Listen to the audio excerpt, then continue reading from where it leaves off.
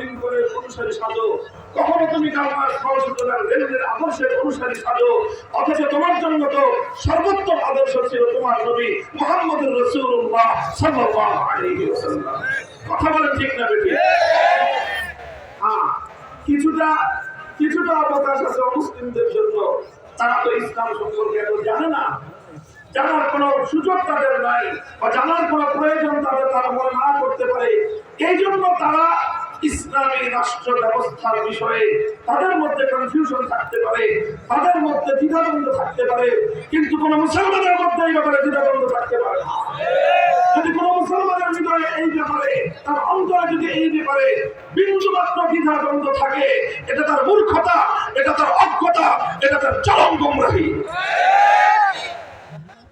এই জন্য আমি আলোচনা করবো প্রধানত এই যে অন্যান্য ধর্মাবলম্বী যারা আছেন, আমাদের হিন্দু ভাইরা, খ্রিস্টান ভাইয়েরা, বৌদ্ধ ভাইয়েরা, যাদেরকে নিয়ে আমরা একটা দেশে একটা সমাজে বসবাস করি। আমরা যখন ইসলামী রাষ্ট্র প্রতিষ্ঠার দাবি তুলি, আমরা যখন জোর গলায় ইসলামী রাষ্ট্র প্রতিষ্ঠার জন্য আল্লাহর রাস্তায় জিহাদের ঘোষণা দিতে চাই, তখন তাদের অন্তরের মধ্যে একটা দ্বিধাদ্বন্দ্ব তৈরি হতে পারে ইসলাম সম্পর্কে না জানা থাকার কারণে। এই জন্য আমরা আমাদের দায়িত্ব এবং কর্তব্য মনে করি সেই সকল অমুসলিমদের সেই কনফিউশন গুলো, সেই দ্বিধাদ্বন্দ্ব গুলো দূর করে দেওয়া, যেন হিন্দু, বৌদ্ধ, খ্রিস্টানরাও আগামী দিনের দাবি করে যে আমাদের শান্তির জন্য, আমাদের নিরাপত্তার জন্য ইসলামী রাষ্ট্র ব্যবস্থা প্রয়োজন। মুহতারাম হাজিরিন, মূল পয়েন্ট হলো আমরা যখন ইসলামী রাষ্ট্র প্রতিষ্ঠার দাবি করব, আমরা যখন মুসলমান হিসেবে এজ এ মুসলিম আমি এবং আপনি যখন এই আওয়াজ তুলব যে আমরা সমাজে ইসলামী রাষ্ট্র প্রতিষ্ঠা করতে চাই, তখন খুব স্বাভাবিকভাবেই অন্য ধর্মাবলম্বীদের মধ্যে একটা দ্বন্দ্ব এবং দ্বিধা তৈরি হতে পারে। সেই দ্বিধাটা হলো এই, মুসলমান তুমি যদি মুসলিম হিসেবে ইসলামী রাষ্ট্র প্রতিষ্ঠা করতে চাও, এটা যদি তোমার অধিকার হয়ে থাকে, তাহলে তো আমি হিন্দু হিসেবে আমারও এই রাষ্ট্রটাকে হিন্দু রাষ্ট্র হিসেবে দাবি করার অধিকার রয়েছে।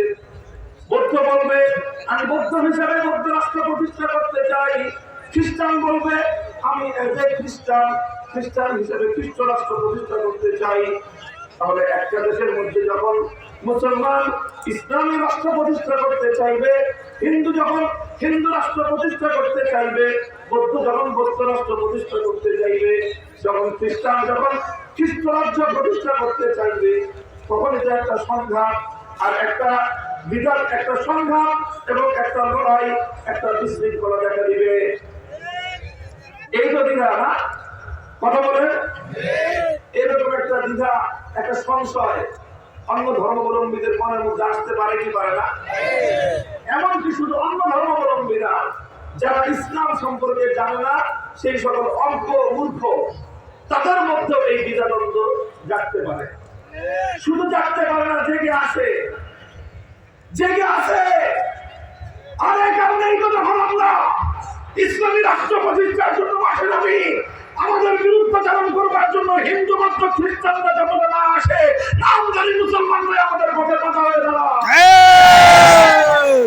তারাই আমাদের পথে অন্তরায় হয়ে দাঁড়ায়, ওরাই আমাদের উপর আঘাত করে, তখন আমাদের বুকগুলোকে বুলেটের আঘাতে ধ্বংস করে দেয়, আমাদের রক্ত দিয়ে আল্লাহর জমিনকে রঞ্জিত করে দেয়। আমরা কথাই বলে যাই, রক্ত দিতে পারি, জীবন দিতে পারি, শাহাদাত বরণ করতে পারি, আল্লাহর জমিনে ইসলাম কায়েমের বিপ্লবের পথ থেকে সরে দাঁড়াতে পারি না।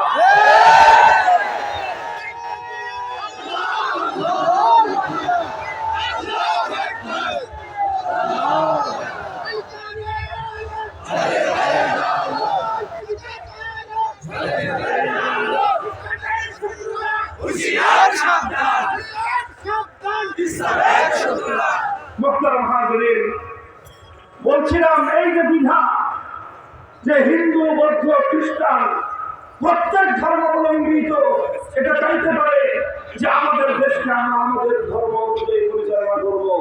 যদি মুসলমানরা ইসলামী রাষ্ট্র প্রতিষ্ঠা করতে চায়, তাহলে অন্য ধর্মাবলম্বীরা কি দোষ করলো?